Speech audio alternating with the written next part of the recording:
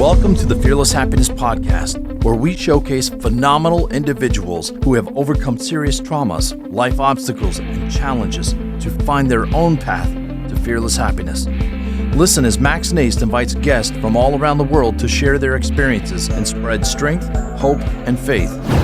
This is the Fearless Happiness Podcast, and this is Max Njist.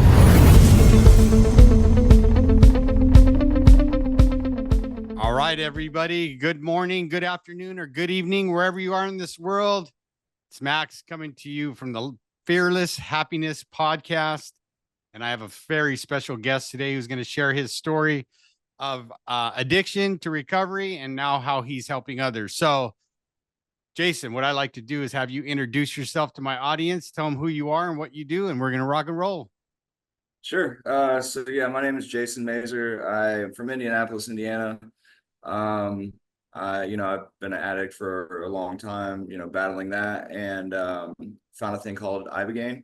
Not even sure where I found it. Found it a few years ago, just heard of it, researched it, finally came and did it. It kind of like my end point, and it worked for me. And since then I've kind of been back and forth, but stayed out here because it's only done in Mexico. Well, outside of the States right now, but stay down here kind of volunteering and watched it work for other people as well. So yeah, I'm just basically kind of volunteering, helping out here, trying to get the word out about this. I know way too many people struggling with this, and people that I don't know anymore because they've lost their lives to this. So pretty important to me. So I love it. Kind of fun.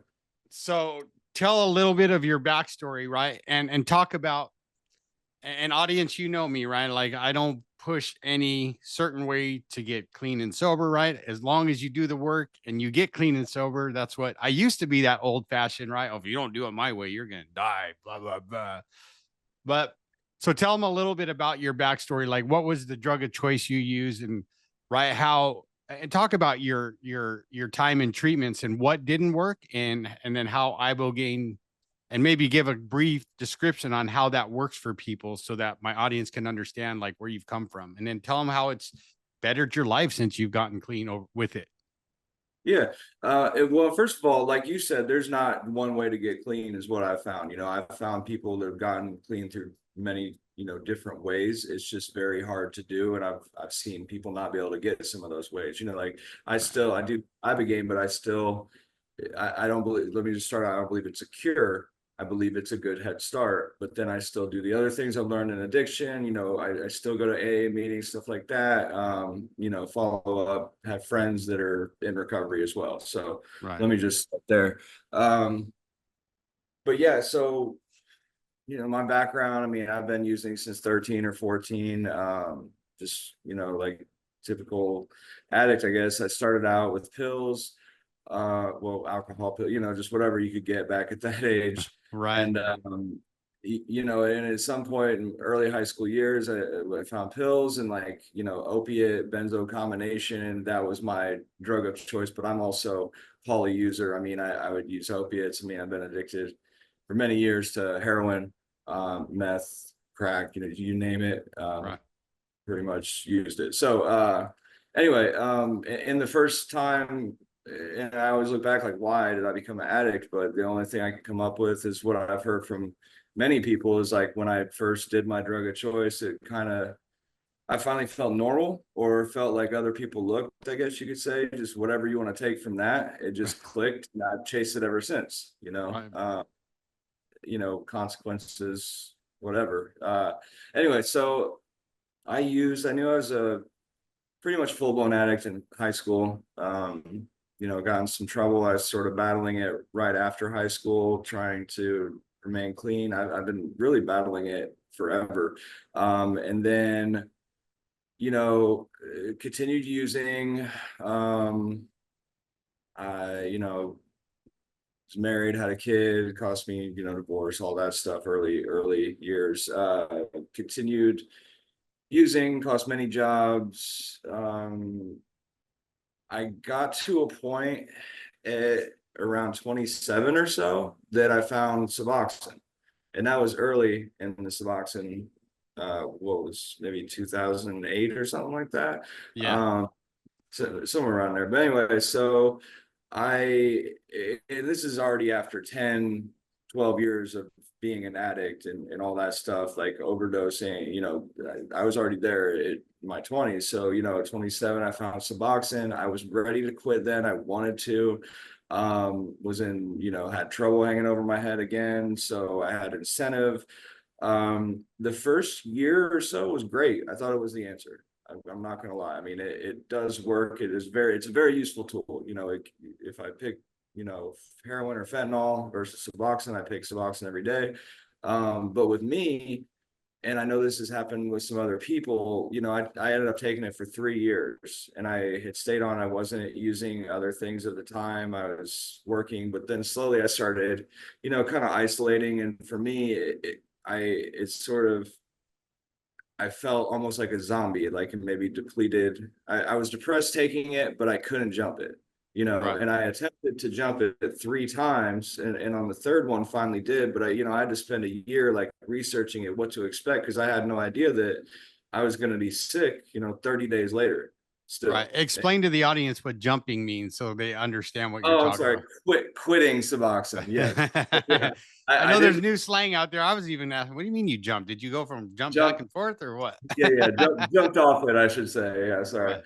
So, and I would have stayed on it. It just, for me, I felt kind of depressed on it. I would take it in the morning and feel almost like a coffee jolt or whatever, but I knew I was on something, and I knew it just didn't do anything for me. You can't take more, and maybe that's the issue. It's like it, saturates at whatever, 98%, and you can't Right. go up from there. I don't know. But anyway, I wanted to get off it for a while, after that first year that was really good. So then I finally did jump off it, quit it, sorry. That's all right. I finally did get off it, and I just thought at that point, I'm 31 or whatever it was. I thought at that point that if I waited out the withdrawal and the post-acute withdrawal, that I would be okay, that I'm not an addict anymore. I haven't really used drugs for 3 years. I used Suboxone and blah, blah, blah. Right. So I did for like a year. It took me 35 days to leave my house and go to the store. It wasn't as bad, obviously, as heroin or fentanyl, but people can research it. It's still a bad, long, drawn out, because it has such a long half-life. So it stays in your system. It's stacked up for 3 years. It takes a while. And then over the next year, I mean, I had some good days, but that post-acute withdrawal was really bad. So I could barely work. I could barely do anything besides maybe go to work. And I was a contractor, so I could kind of set my own hours, which if it wasn't that way, I would have, I wouldn't have been able to do that probably. So, Right. and I spent a year basically isolating, trying to get past that. And again, like I said, it was not a horrible day every day, but it was like a roller coaster. It'd get a little better, but then it'd get worse. And, I just could never feel good. Finally, about a year into it, and that was the longest I'd ever had clean off anything, but I went to a bar, and because I wasn't really a drinker. It was always drugs, Right. for me. Well, when I drink, it's alcoholically for sure. Right. Right. Uh, but Right. went to a bar, went there a few times, and the 20 plus shots, what I just completely drunk, closing it down, just not going to have a good, like telling myself I'm going to have a good time and meet people, whatever. But really it was just that addiction exploding. And Right. so I did that a few times, and then I'm like, well, I'm already doing this. I'd rather do my own drug of choice. And then that set me on another run for about 7 years of heroin and meth, the whatever. So yeah, all my drugs, heroin, benzos, meth. But then, so yeah, that took me to my mid to late 30s, where I just was using, had no intention of stopping. I was just caught up in it again. And then I hit a point But where it just, hold on just a second, Jason. I want the audience to understand, right? If you yeah, listen to what Jason was telling you guys, right? This is because I've had this argument with people that come to treatment, right? Like especially the guys that just only do drugs, right? Drinking's never my problem. I never drink. Drinking, I can drink and I can put it down, right? But they don't realize half the time those men and women that have told me that have Mhm. come back to tell me, oh, I went to a bar with some friends to have a drink or two, and it turned into me, Happens all the time. Yeah. right? You know what I mean? Yeah. And it's like that drug, because alcohol is a drug, will always lead you back to your drug of choice. Once you've I, changed your brain again back to that addict mentality, right? That head change that we love so much, it's yeah. over, right? You know, but and that's just my opinion, right? And I have a pretty strong opinion because over 16 years in the field, this and almost 21 years in the rooms of Alcoholics Anonymous, right?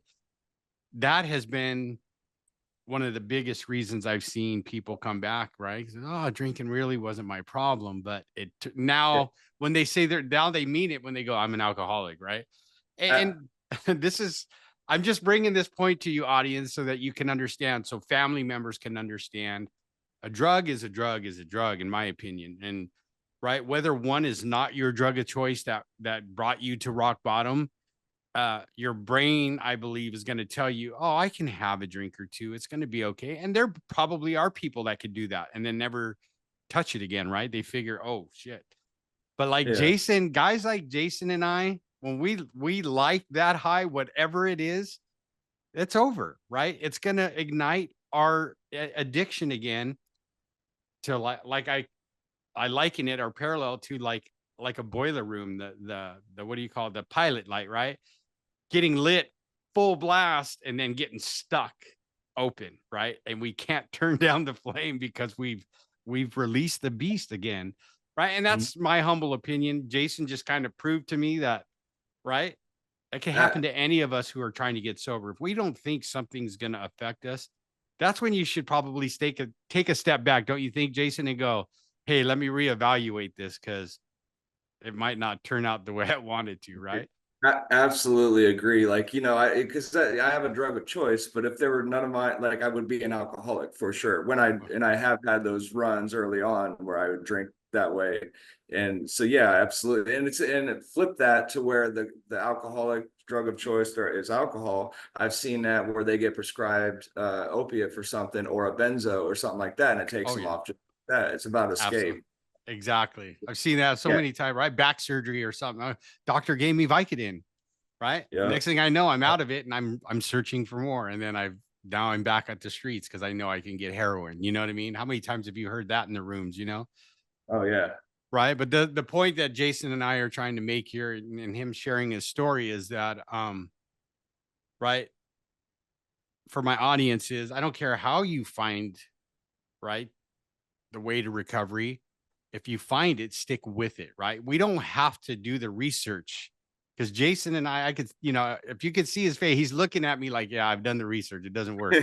Like I've Oh, tried no. every way, right? Like I'm about to I, get into that. Yeah, yeah, exactly. Yeah. right. And we've tried the research, and this is also for my audience, right? If there's family members looking for, right, they're not liking the traditional treatment, right? This is why I brought on Jason because he has firsthand experience how ibogaine has worked in his life and has kept him on the path to being clean and sober and sticking with it, right? So go ahead, Jason. Sorry, I had to point that out, right? Because every time I hear that from whoever I interview with in recovery, I always hear something. Well, was my drug of choice, and I didn't think this was. So I went with my friends and had fun, and next thing I know, I'm back at it. I'm homeless again, and I'm in the streets going, "What happened?"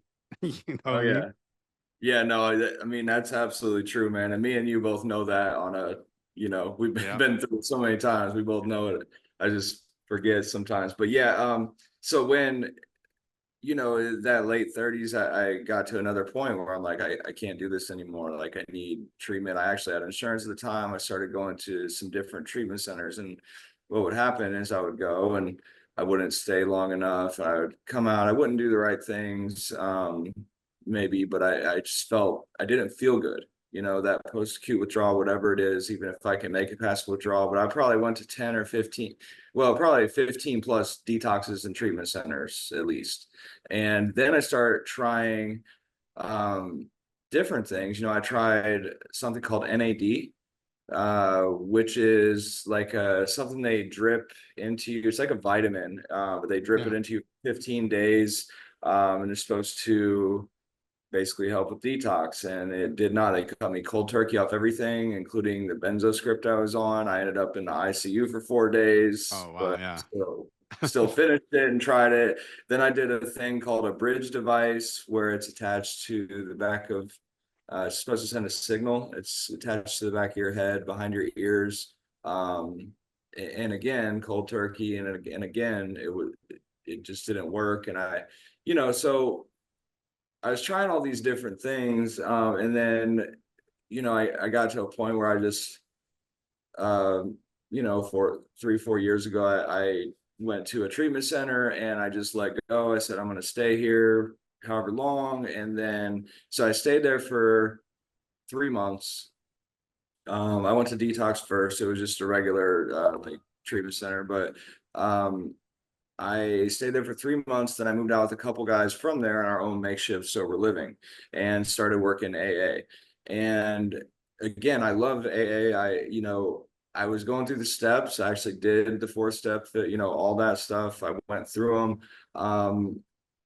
But I didn't really understand it. And I was also feeling not good going through the post-acute withdrawal. It was that fake it till you make it. And I did for about a year with that. But the whole time I remember feeling horrible. I told my mom one time, I was like, if I had $1 million, I would trade it just to feel better, Right. Right. that was 10 months out. And so it was like this itch you can't scratch for me, and in their defense, I was kind of doing my own thing. I was going to the meetings and doing all that, but I was also probably not listening to everything my sponsor said. I was dating somebody that was, relapsed a couple times, but Right. things like that. Like I was doing it, but my way, like Right. that half measure is avail us nothing. So I was half measuring it, and I'll admit that. But with that, I was looking for that shift of perception and whatever that, that Right. you look for, the right people in the rooms that you want to follow and all that. And I just didn't get there. And then, again, my own fault, but yeah, I ended up relapsing. And at that point, after trying that hard, that many times for the last few years, I just kept going on these runs, but they were, the older I get, the shorter and worse they go. And I end up in detox within Right. 3 weeks. It gets really bad, and Yeah. sometimes in the hospital where the cops gave me a ride, that kind of thing. Um, so I remember thinking during that time, whether I was clean or not, that I just really had a good feeling I wouldn't be alive within a month or two at any given point. And that Right. was the feeling I lived with at the time. It was just like, man, this is just going to kill. I finally got it that this disease is, or whatever you want to call it, this addiction is coming to kill me because I'm battling my own mind and I'm freaking crazy. You know what I mean? Like, I don't Yeah. know. Like I'm So losing the battle and I can't do anything about it. I got to do something different. exactly. I can't stop myself. I can't stop starting. I can detox, I've been through 100 detoxes in my life, but I can't stop starting again was my problem. Right. And and at that point I'm overdosing, I'm getting Narcan. It's like it's getting bad. And so fine, I'd been researching ibogaine. I don't remember again where I heard of it. I actually had some money at the time. Um, and I went back on Suboxone for the last year or so. After relapsing a bunch, I was back on Suboxone, but even on this time, I was like relapsing and, taking other stuff on top of it, and then I hit a point where and I was always still trying to find heroin. Fentanyl's out there everywhere and cut. And I just, didn't know anybody anywhere. I was like, give me something. So, I got this fentanyl cut with xylazine. Not sure if anybody's heard of xylazine. Xylazine's a animal tranquilizer. They're, coming everywhere around the country. I see it, I think it started in Kensington. And, like I said, I'm from Indianapolis. I've heard of it on the West Coast as well. But what it is, it's not meant for human consumption, but it's a tranquilizer. So it's meant to like extend the life of the fentanyl, to make it Right. last long. But what it does in practice is basically knocks you out for, 12, 18 hours, at least me and people, Wow. it's still fairly new. But anyway, so I only did that for like a week, but then, and I overdosed a couple times that week. And then on the last one, I'm not sure how I woke up from this, but I was in a computer chair and woke up and my left leg was swollen to twice the size. It was red. The other foot, like the toe was black. Like I cut off circulation. The xylazine attacked my leg. So basically I get up to stand up and fall straight over. And I'd been out for 18 plus, I don't even know how long I was out Wow. for. But I should be dead. Like that was the time that I look at, like that should have done it. But anyway, get a friend, finally get to the hospital because I still did some more because I didn't even think to go to the hospital first. I did some more. I'm out. Finally get a friend to come get me. They called the ambulance. They rushed me in. They said I was within an hour of death because that stuff was coming to my heart, like beyond Narcan. It was just, Oh, it's just fun. jeez. And it affects people differently. Some people just get lesions, that I've seen. We see it down here. It's more frequent now. But anyway, so I go in the hospital. They're deciding, whether they're going to cut my foot off, I guess, or if it's compartment syndrome or what it is. And I'm just sitting there thinking of the movie. You ever seen Requiem for a Dream? Yeah. I'm thinking that's the scene playing in my head, Right. Anyway, but so I end up in the ICU for 4 days. They're pumping in electrolytes in me, basically clearing out the rhabdomyolysis, all that. I'm released. They stay, I can stabilize back on Suboxone at the end because they'd switch me to short acting, whatever. But I'm released and my leg is still red. It finally goes all the way down, but it crushes all the nerves in my leg. So, and my foot, really. So, eventually I end up with the spinal cord stimulator because of this, where I have a remote that goes to a thing in my spine that is attached to a battery that's implanted so it could send signals, or else I'd just be on pain management the rest of my life, which I could never handle. I would just go back to fentanyl or heroin or something. Right. So I had to do that. But anyway, that's later in the story. So I get out of the hospital and I finally make the call. I come down, I do ibogaine. And at this point, this injury is still fresh. I haven't done anything. So I do the ibogaine. I come out of it and I realized that it worked for me. Like there was something, it did something. It basically what it does, I don't know all the technical stuff, but it resets the receptors. Basically, it helps withdraw, especially opiates, to where you basically, it is a hallucinogenic, but you go through that and then the withdrawal is not there. You're not sitting there like in a corner in a fetal position in pain. You're sitting still, Right. looking at things differently. And then it helps for cravings because that stays with you for, at least like 90 days.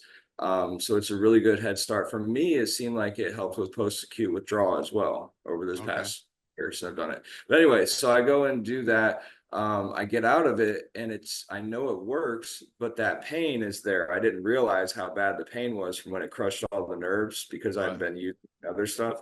And then I end up going back to the States because I just couldn't handle the pain down here and trying to get non-narcotic pain block shots. And that took a few months, with getting into appointments and everything. But then I got in and I had a pain management doctor and I refused pain meds at first. But it was so painful that I was sleeping like an hour a night. I'm screaming in pain, and so finally, after a few months and a few tries at the pain block shot that didn't do much, I had to go back on pain management. It was a little different this time, though. I actually kind of stayed on their protocol and didn't spin off like I normally would. But knowing that I wanted to get more of the surgeries or get to the bottom of it and then come back and do this again. And that's what I did. I spent a few months doing that. And then once I got the stimulator installed and figured that the pain would be controlled enough, I came back down to do ibogaine again. Cause I thought too, like, with my mind, if I'm trying to quit cold turkey on my own, I'm going to think that this pain is 10 times greater than it is if I'm going Right. through talks for 3 weeks, whatever. Right. But when you go through the flood, the ibogaine, it's just you're on it. The next day you're off, So, but anyway, I came down and did it again about a year ago, and it still hurts. It still but I don't need the narcotics, between the stimulator and if it's bad, ibuprofen, things like that are Right. non-narcotic, it's controllable. And then, yeah, since then, I mean, I've been kind of volunteering and I've seen other people with this pain, these lesions coming in, same type of thing. Right. And, you know, yeah, it's helping them out too. Awesome. I mean, you're not the first person that I've seen or heard that from, right? Where they've knocked out and have laid in a position for so long, like they've lost use of their leg or their arm. Because I just, matter of fact, saw a client that was the same thing what you said. He fell asleep, no one moved him, and now it looks like he, um I forgot what they call that, but it looks like he almost has cerebral palsy, right? Like, Yeah. and Where it, the hand's kind of stuck, like, yeah, yeah, the hand is yeah, stuck, his leg is stuck in a certain situation. And I asked him, I go, "Do you got cerebral palsy?" And he goes, "No, this is what happened when I overdosed. No one moved me. They left me that like that for a day or two or whatever it was. And now yeah, I have limited use of my arm and my leg." And I'm like, right. But he's yeah. like you. He said, like it even after that happened, he ended up going back because in his mind at the time, right, was, I know what will make me feel better. Exactly. I'll go get It's just, high. You know what I mean? It's a vicious cycle, right? That some people don't understand, but guys like you and I that have seen it and been through it ourselves go, that's a real thing. Like that's what our brain tells us. It's like, oh, yeah. I mean, it used to be so bad where I mean, I could, if I'm sitting across from Jason, he gives me a crazy look. I'm gonna be, that's a reason to go get high. Hey, Jason, I got to go for a minute because I don't like the way you looked at me, but I'm gonna go out get high for a second, right? And then I'll Yeah. feel better. We can come back and rap and do whatever we got to do. But thank you for sharing that with my audience, right? And the process you went through. Can you walk my audience through what that process looks like? What, they heard you talk about doing ibogaine, but what does that look like? And like if they came to you, what could they expect? To say, "Hey, Jason, I need to come to your center. I want to try this." What could they expect in that process? Sure. And yeah, just to back up a little bit, like, I hit a point where I wasn't trying to kill myself, but I just didn't want to live in it. Like at 20 plus years of battling it, like I didn't care. But then I Right. woke up like, wow, I can do like major injuries and still not kill myself. Like I was at that point, like I Right. had nothing to look forward to. And then once, doing the ibogaine, I liken it to, for me, like one of those white light experiences where it shifted my perception of thinking, and it made all the other things I'd learned in recovery make more sense. Again, it's not a cure. I still have to could follow up with all that stuff, Right. but it allowed me to look at it from a different perspective, as in I don't want to just stop using, but what do I want to do with my life? Like Right. replacing it, I guess. Um, so, and that's the thing, and I've seen that with a few people, you know, they talk about like in AA, they talk about like, the spiritual experience, that sort of thing. And for me, I'm not saying it's like that for everybody, but it's more, in my view, of like, it can be a shift in perception. I've seen that not with everybody, but for a lot of people, it just, because Right. what I began to, it is a hallucinogenic. It's the most powerful one, they say, Okay. man, it is dangerous. They, do all the testing, they do it under doctor supervision, all that stuff, Yeah, that's so what I wanted you to get to.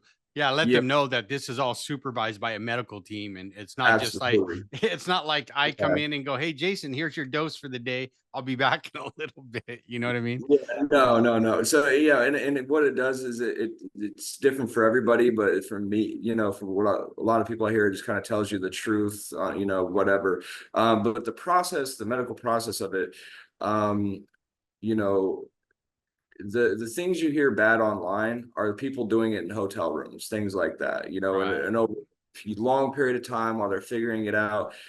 for all the bad things they say, no one really says that it doesn't work for detox. So I'm not sure why they're not researching in the States. I have my theories, but they're just theories, Right. But it, it can be cardiotoxic. So you come down here to whatever, clinic, whatever, but they do EKGs and blood work to make sure everything's up to par. And Right. then bloods are done under doctor's supervision with all the medical equipment, they'll run IVs, it depletes magnesium. So they put magnesium in first, things like that. It is very safe when it's done correctly. Right. Um, what the problem I'm run into is it's unregulated. So there's clinics popping up, and sometimes certain clinics will do a week-long thing. Like, and as addicts, we want to do that. We want to, hey, I know I've been an addict for 20 years, but can I just come down there for a week because I got to get back and you make me not an addict in a week? Right. Like, Right. it just doesn't work that way. Like, when it was heroin, it's one thing because there's certain things that contraindicate with ibogaine, so you have to clear them first. So back when it was heroin or oxycontin or morphine, things that are natural, that aren't synthetic, I guess you could Right. say. Right. Again, I'm not a doctor, but things like that, you could come right off them. And the guy that found this, Howard Lotsoff, back in the 60s, whatever, he was a heroin addict. He did the ibogaine, and he found out he was not in withdrawal the next day and had no cravings for it. And then it's Oh, been kind of underground ever since. But with these days, people coming off the longer acting, like, your Suboxone and methadone, but fentanyl as well, it sticks to the heart. So, you can do it under medical supervision. But the problem is, if you go down and you're on one of those three things and you're staying for 2 weeks, it takes 3 weeks to clear those meds out of your system. But they'll right. run the people on ibogaine, and then I'll talk to a few of them, and they'll say they went back home and they're sick and they relapse, and that gives it a bad name, in my opinion. Right. But it's just the bad process.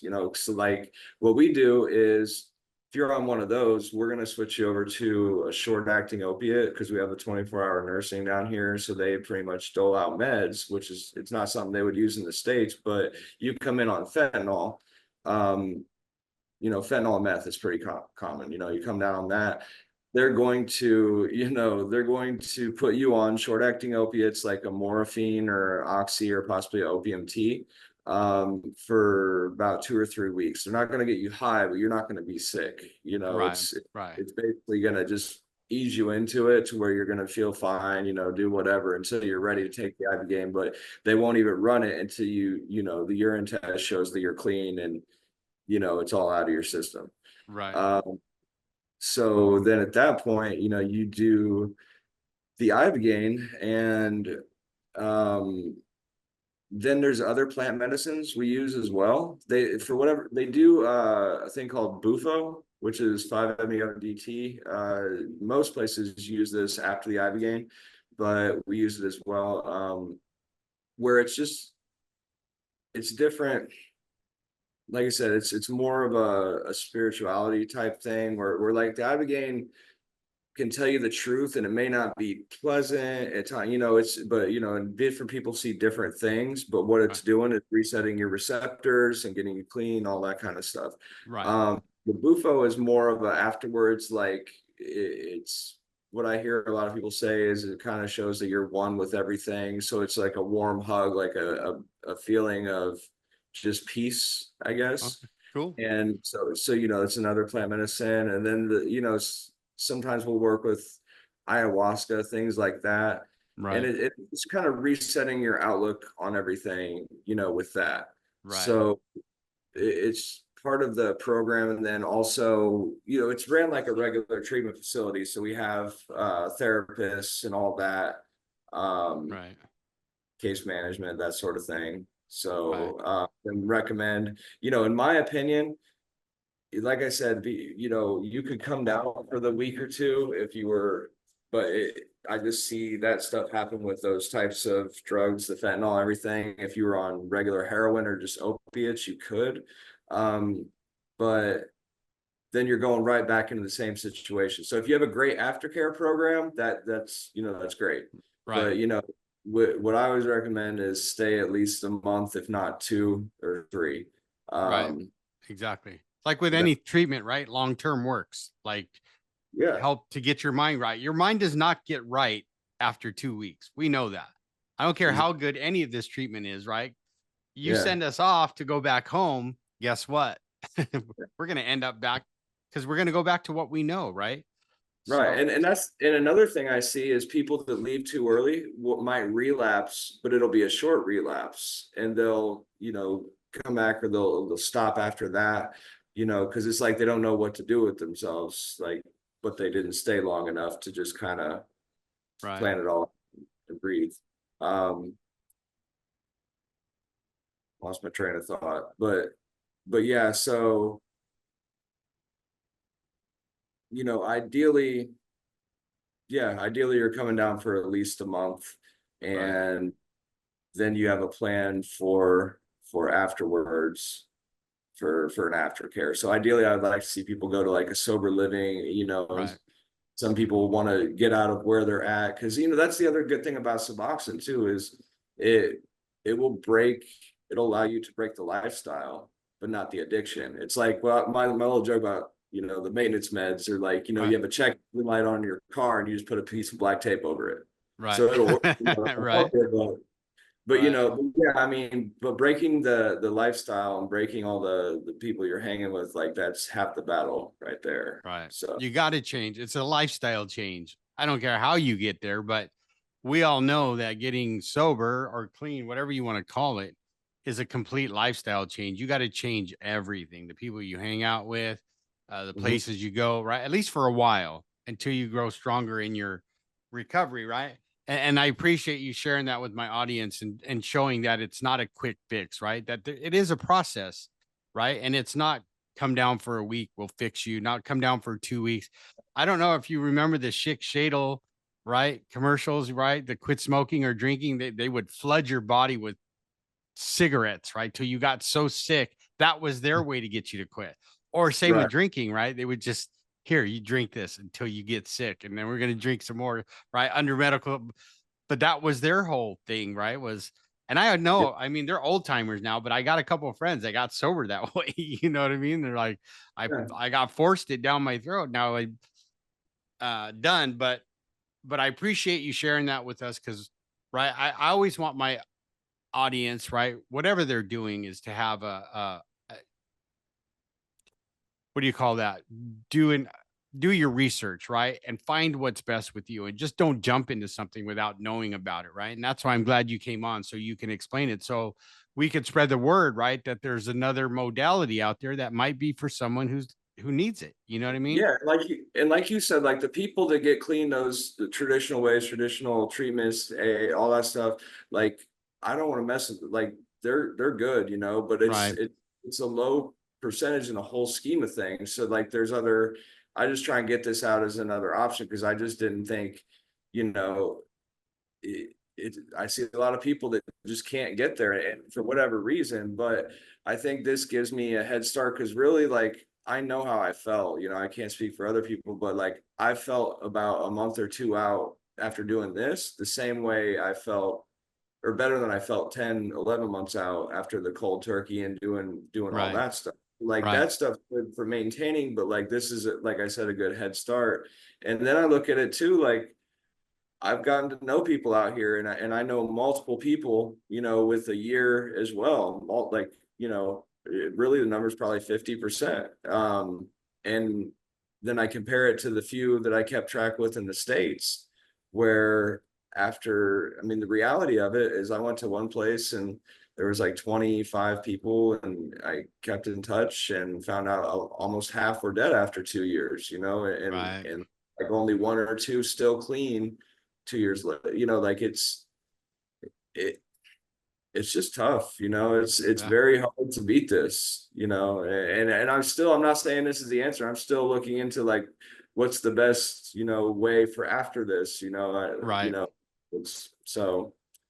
Yeah, but it's something I definitely wanted to get out so people could look into and decide if it's right for them. Like with me, I got to a point I go to the ends of the earth to get rid of this addiction because it was killing me. So I had no Right. choice.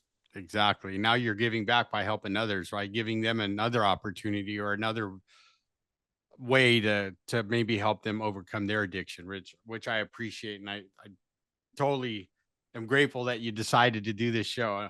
And I won't tell everybody how nervous you were. You've been doing great, my friend. You've been awesome. Thanks, man. Yeah. So let me ask you some of my questions before we jump here. And like I said, thank you for taking the time out of your busy schedule. I know they keep you very busy over there, but as you can see, right, my book, title of my book, Fearless Happiness. So, Jason, what does fearless mean to you? And what is Uh, that? How does that show up in your life on a daily basis? So, I mean, fearless is just kind of a letting go of the things that used to control you. It's trying not to control everything. And it's, that cliche to living life on life's terms, but that's really kind of what it is, like Right. getting from here to here, from your head to your heart, just kind of just letting go. There you go. Love it. Love it. Well, as you see happiness, right? I put a Y in there instead of an I. I did that for a reason. I should have gave you guys a book before you went back home, but happiness. What does happiness mean to you now today? And how does that show up in your life on a daily basis? Um, Well, happiness is what I always used to chase, but that's as happiness is a feeling and you can't stay in it. But to me, it's more I'm chasing peace and like a purpose, I Right. guess. And the happiness I feel like comes along with it. And then it's really just focusing on like the things that I have, where I'm at, just being grateful. That's not perfect, but looking at how far I've come and just trying to live in the moment as opposed to future tripping or, worrying about the past. But yeah. Right. Exactly. Right. Staying in the moment. And that's so important. Right. So, wow, I like that. Thank you for that answer. So, Jason, if people want to get a hold of you and ask you more questions on, right, say a family member is listening, how can they get a hold of you so they can ask you, figure out how to get their loved one or how to get themselves to where you're at and, all that stuff? How could they get a hold of you? Yeah. I mean, I'd love to. I mean, they can hit me up on Facebook, Jason Mazur from Indianapolis. That's my Facebook picture. I think you have up there. They could, I mean, I can give you my personal email. It's jason.81@hotmail.com. They could, people give out their phone numbers on here? Yeah. I've had Yeah. people do that. It's up to you. Yeah, I don't care. It's 812-361-6714. Or the place I'm volunteering and helping out at is Iboga Treatment Center. They can look on there and call that number and ask for me, ask for Jason, and they'll, have me talk to them and I can put them in touch with the owner and everything. But yeah, I mean, really just Facebook Messenger or send me a text, I Awesome. guess. There you Yeah. go. Right. Well, make sure we put that in the show notes too and stuff like that, and make sure that they can have a way to get a hold of you. Or they can Right? contact you. I mean, we talk all the time. They can. Yeah, you guys can contact me. I'll make sure you get in contact with Andrew or Jason. No worries. I can ask absolutely, right? Um, well, you're not quite off the hook just yet. There's one Okay. last question that I ask all my guests, and it goes like this. What is the one piece of advice, Jason, you could give my audience that will help them grow as people and become better human beings? Oh my God. I didn't know that question. One piece of advice that will help them grow as people. I don't know. I honestly, I think it's find your purpose or what you're passionate about and chase that. That's for me. But whatever it is you're passionate about, if you don't have that in your life, find something like that. Perfect. See, that was perfect. That wasn't that hard. You did it, Yeah, man. yeah. You put me on the spot, man. It's all right. Yeah, that's my job sometimes. But hey, I appreciate you taking the time here, Jason, and spending it with me and you gave a lot of nuggets that, a lot of value to my audience that, they might be going, hey, I need to get a hold of this guy because I got a loved one who's suffering over here. So I appreciate you for taking the time out of your busy day and spending it with me. So you heard it, everybody. If Jason made you think, if he taught you something, if he made you laugh, if you learned something, like I said, if he made you, my famous, go, I like that. Please go to iTunes and leave a 5-star review so everybody can find the podcast. And again, good morning, good afternoon, or good evening, wherever you are in this world. This is Max from the Fearless Happiness Podcast. Until next time. Are you tired of being weighed down by life's traumas and struggles? Join the Fearless Happiness lifestyle and let us guide you toward a brighter future. Explore our past podcast episodes and get a copy of the Fearless Happiness book to ignite your inner strength. If you or someone you love is battling addiction or facing challenges related to unresolved trauma, know that we are here for you. Visit maxnijst.org, maxnijst.org, and take the first steps toward finding your fearless happiness. Thank you for listening. This has been a production of Fearless Happiness.